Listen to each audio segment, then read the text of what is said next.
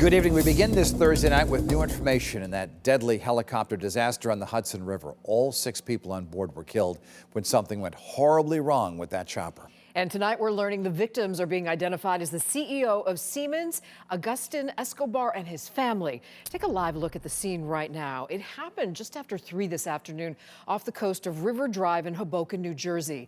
Officials say the family was visiting from Spain and was taking a helicopter tour. Witnesses say the blades of the chopper broke off and the bottom of the helicopter crashed into the water. Escobar's wife and 3 children were among those on the plane, as well as the pilot. ABC News is reporting the children were 4, 5, and 11.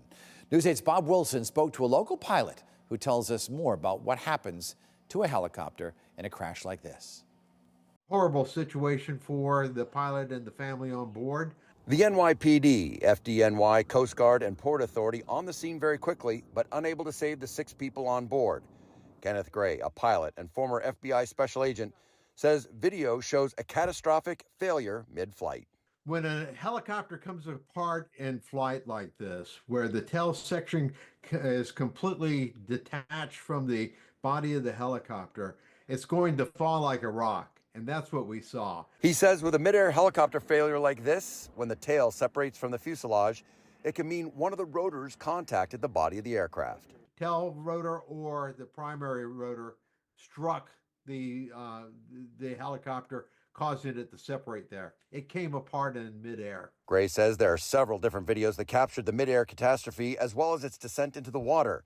Those will all be part of the investigation that will be headed up by the NTSB. Long after the main body of the helicopter hit the water, that the main rotor was still seen coming down. So that shows the fact that how much it's separated. He said this accident is the equivalent of the wings coming off of an airplane. Helicopters have a much more rigid and strict maintenance schedule than a fixed-wing aircraft.